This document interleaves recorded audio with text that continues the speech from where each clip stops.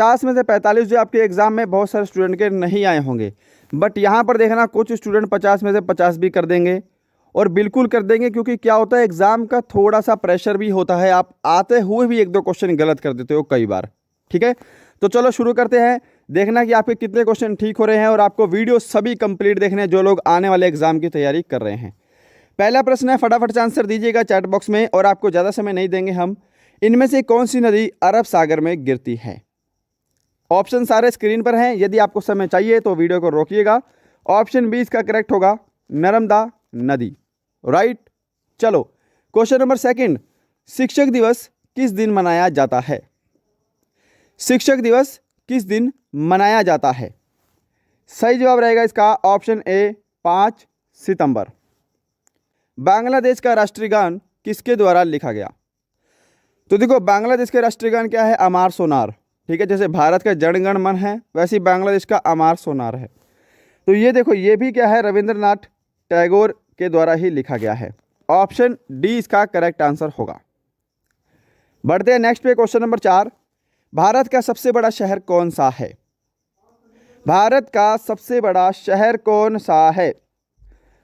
Right answer इसका option B रहेगा, Mumbai.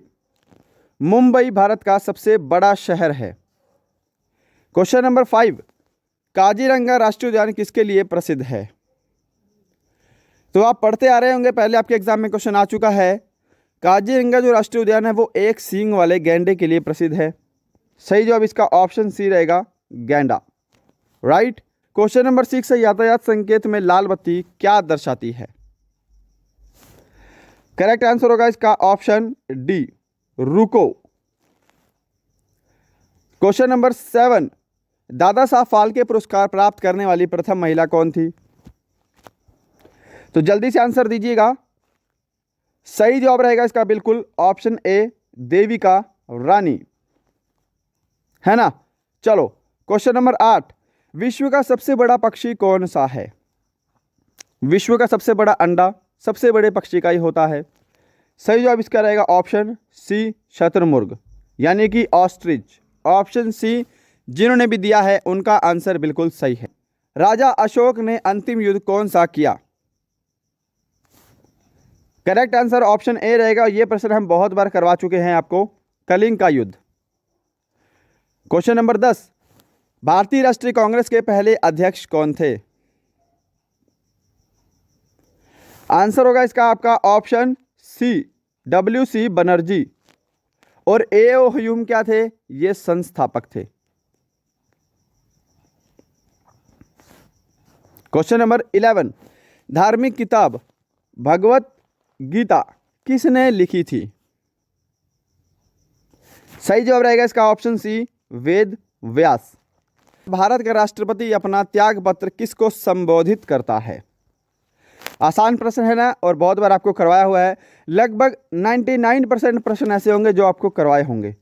Option A होगा, उपराष्ट्रपति। क्वेश्चन नंबर 13 का जवाब देंगे, अंतरिक्ष में जाने वाले पहले भारतीय कौन हैं?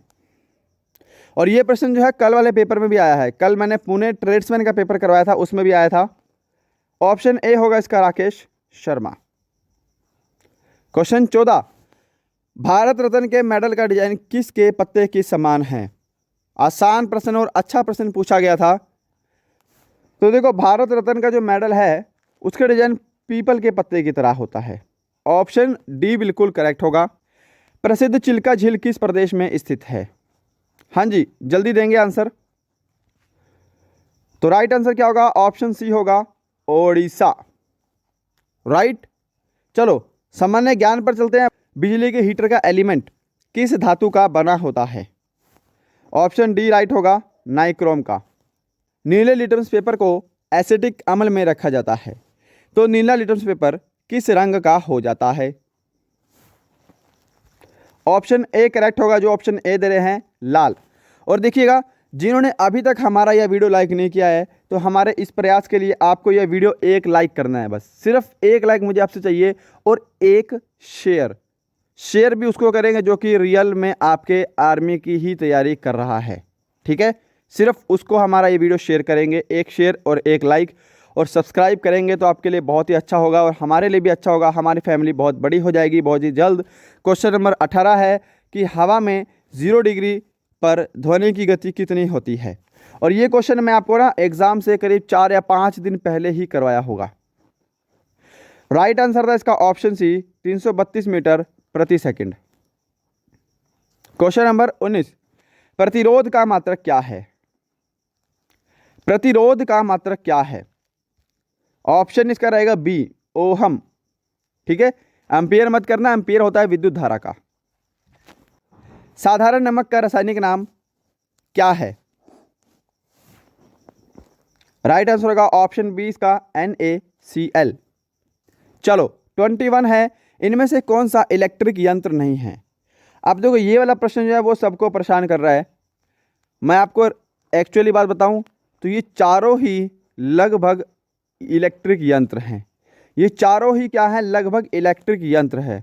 बट फिर भी अगर मैं एक सूटेबल ऑप्शन की बात करूं, एक सूटेबल ऑप्शन, तो इसमें बल्ब भी हो सकता है, आपका रेडियो भी आंसर हो सकता है। ठीक है, ऑप्शन ये चारों दिए गए तो यहाँ तो ऐसा हो सकता है कि आपको इसका बेनिफिट मिलेगा। ठीक है, क्योंकि आपको दिख रहा है चारों ही इलेक्ट्रिक यंत्र है। देखो कंप्यूटर भी बिजली चलता है, बल्ब भी बिजली जलेगी, रेडियो भी बिजली से भी चलते हैं क्योंकि चार्जिंग से चलता ही है ना, तो बिजली से ही उसमें चार्जिंग होती है, नहीं तो उसमें आप इलेक्ट्रिक सेल डालोगे। और टेलीविज़न भी जो है वो बिजली से ही चलता है, तो इसमें आपका रेडियो आंसर हो सकता है या फिर बल्ब आंसर हो सकता है। तो यहाँ पर मैं श्योर नहीं हूँ, यहाँ पर इस क्वेश्चन के अगर चारों ही आंसर गलत होंगे तो आपको जो है इसका बेनिफिट मिलेगा। क्वेश्चन नंबर 22, 32 डिग्री फ़ारेनहाइट किसके बराबर होता है। वो होता है आपका 0 डिग्री सेल्सियस के बराबर। क्वेश्चन नंबर 23, खगोलीय दूरी मापने की इकाई क्या है। करेक्ट आंसर होगा इसका ऑप्शन ए प्रकाश वर्ष। मैच करते जाना क्वेश्चन, स्पीड में इसलिए करवा रहा हूं क्योंकि अभी हमें गणित भी सॉल्व करना है।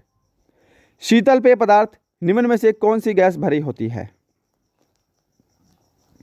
हाँ जी, ऑप्शन डी राइट होगा, कार्बन डाइऑक्साइड। क्वेश्चन नंबर 25, ध्वनि की चाल किस में मापी जाती है। अब देखो यहाँ पर क्या हो गया है, कुछ स्टूडेंट के कॉल आए हैं मीटर प्रति सेकंड करके आए हैं भाई आंसर। क्यों भाई, अगर ध्वनि की चाल बोलेगा तो आपका डेसिबल आंसर होगा। मीटर प्रति सेकंड में सिर्फ और सिर्फ चाल मापी जाती है, गति का मात्रक होता है मीटर प्रति सेकंड, सिर्फ गति का, ना कि आपकी ध्वनि की गति का। समझो ना, ध्वनि की चाल तो डेसिबल में ही होगी। प्राकृतिक गैस का मुख्य घटक क्या है। आंसर होगा इसका ऑप्शन सी मीथेन। राइट, चलो 27 है, विटामिन में शरीर में विटामिन सी की कमी से कौन सा रोग होता है। आसान सा प्रश्न पूछा गया है और सही जवाब हम देंगे इसका option C, sorry option B, scurvy नामक रोग होता है। 28, पृथ्वी पर मानव द्वारा सबसे पहले उपयोग की गई धातु कौन सी है।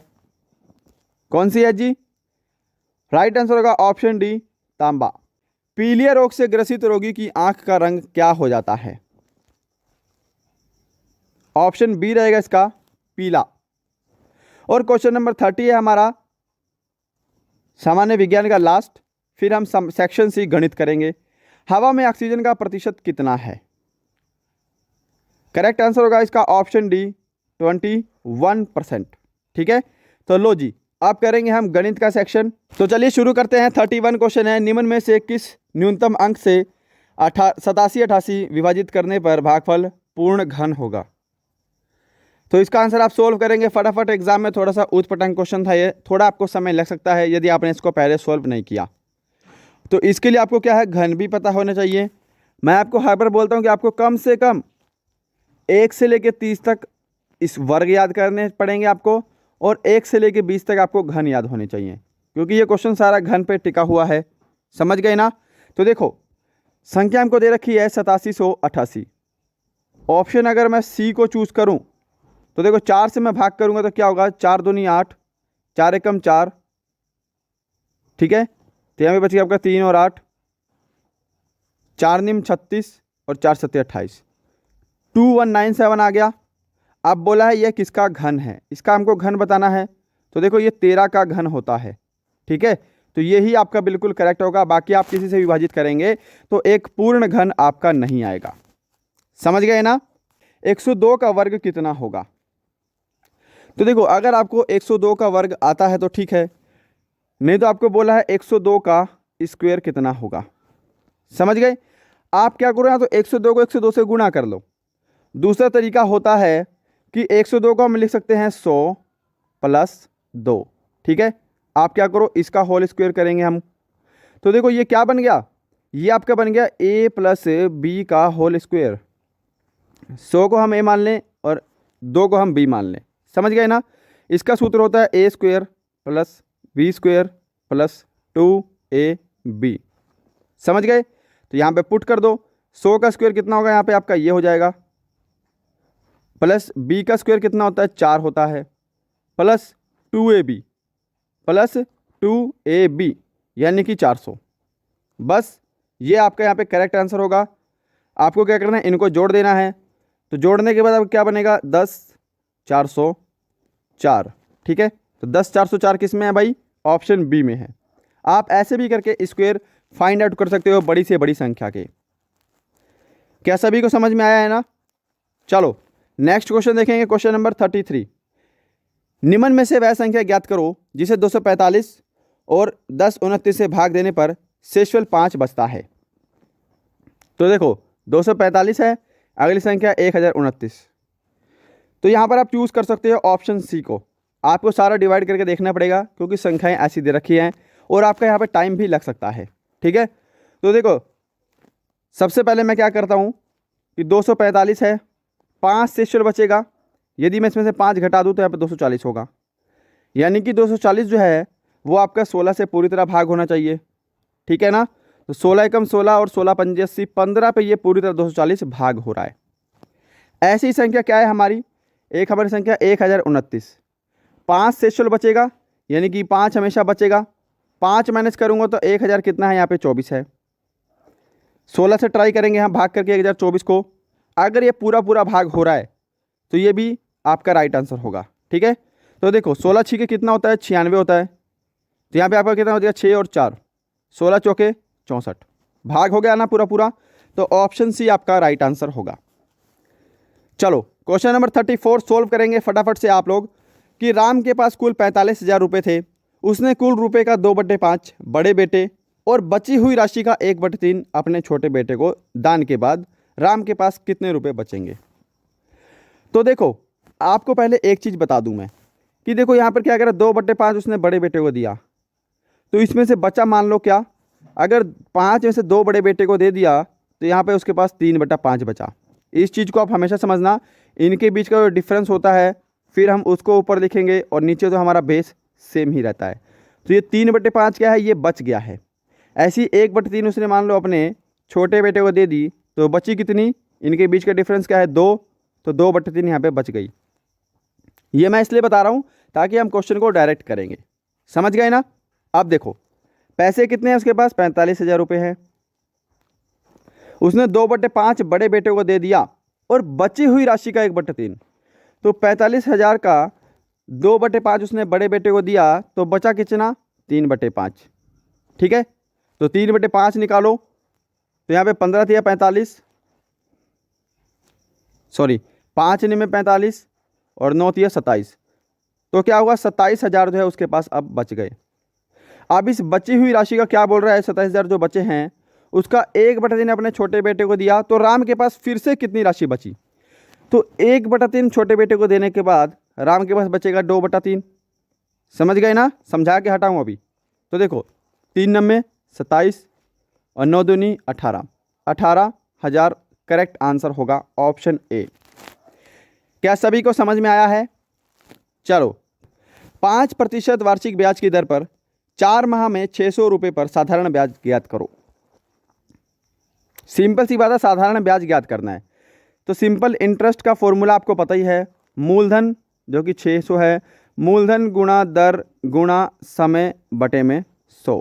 बट ध्यान रखेंगे दर क्या है, हमारी वार्षिक है। समय हमको 4 माह दे रखा है, तो इसको भी हम वर्षों में बदलेंगे तो 4/12 कर देंगे, क्योंकि एक माह में, एक वर्ष में 12 महीने होते हैं। समझ गए। तो ये जो हमारी जो टाइम है ये भी हमारा वार्षिक हो गया। 0 से आपकी 0 कट गई, 4 तिया 12 और 3 दूनी 6, 5 दूनी कितना होगा 10 होगा, और 10 रुपये ही आपका ऑप्शन बी बिल्कुल करेक्ट आंसर होगा। राइट। चलो क्वेश्चन नंबर 36 पूछा गया था, ये बिल्कुल आसान सा प्रश्न है कि 12, 24 और 30 का लघुत्तम समापरिवर्तक बताइए। सिंपल है ना, देखो 12, 24 और 30, तो 12 और 24 का एलसीएम कितना होगा 24 होगा भाई, और 24 और 30 का कितना होगा 120 होगा। सीधी सी बात है, क्योंकि 60 जो है वो 24 पे भाग नहीं होगा, बाकी आप देख सकते हो 30 भी 24 पे नहीं कटेगा।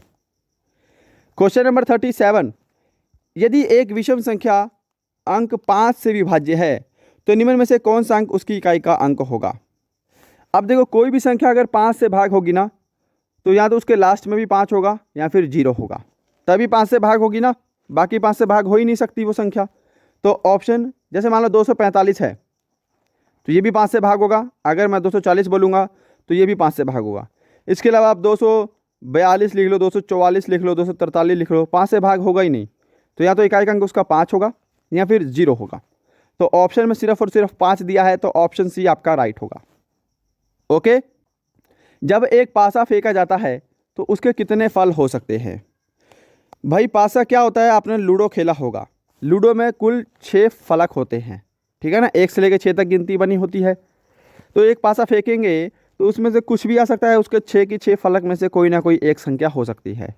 तो पासा फेंकने पर उसके कितने फलक हो सकते हैं, तो उसके जो है 6 फलक हो सकते हैं, ठीक है। 6 से अधिक तो नहीं आएगा, 7, 8 तो नहीं आएगा, 6 ही मैक्सिमम फलक होगा।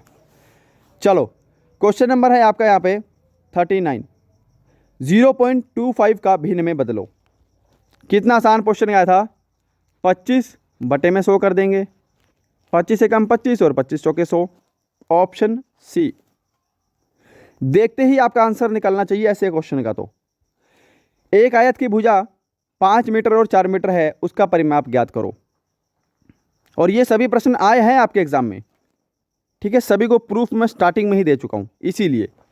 तो देखो आयत का परिमाप क्या होता है, 2l + b, 2l + b, 5 और 4 9, और 9 दूनी कितने होते हैं 18 होते हैं।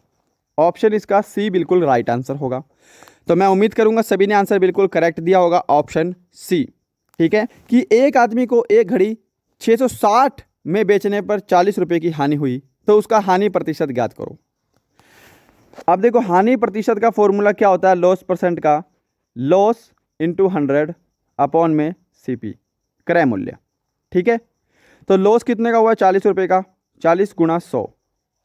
अब क्रय मूल्य क्या है, देखो 660 की कोई चीज़ थी, 40 में बेचने पर उसको 660 में बेचने पर 40 रुपये की हानि हो रही है।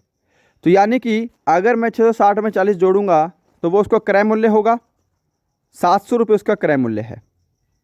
0 से 0 कट गई, 7 से कैंसिल करेंगे 40 को, 7 पंजा 35, 5 0 पॉइंट 7 7 49। तो आगे मत सॉल्व करना, 7 एकम 7 करेक्ट है, ऑप्शन इसका बी ही बिल्कुल करेक्ट आंसर होगा। आगे आपको सॉल्व करने की जरूरत ही नहीं है। ओके चलो क्वेश्चन नंबर आपका 42, कोई धन 2 वर्ष पश्चात 10,000 40 हो जाता है, यदि 2 वर्ष का साधारण ब्याज 40 रुपये हो तो ब्याज की दर क्या होगी। तो देखिएगा रेट ऑफ इंटरेस्ट निकालने का सूत्र क्या होता है, सिंपल इंटरेस्ट गुणा 100, नीचे आपका कितना होगा प्रिंसिपल इनटू टाइम, यानी कि मूलधन गुणा समय, है ना। अब देखो 2 वर्ष का साधारण ब्याज 40 है, तो 40 × 100, प्रिंसिपल बताना है। अब देखो कोई राशि 2 वर्ष पश्चात 1040 हो रही है, तो 40 तो इसके अंदर साधारण ब्याज भी लगा हुआ है ना, तभी तो वो 1040 हो रही है। अगर मैं 40 माइनस कर दूं तो हमारे पास बचेगा क्या 1000, और ये 1000 क्या है मूलधन है भाई, और समय हमको दे रखा है 2 वर्ष का। बस करो काटा पीटी, 0 से 0 कट गई, ये 0 से ये 0 कट गई, 2% आपका यहाँ पे करेक्ट आंसर होगा, 2%, ऑप्शन ए बिल्कुल राइट है।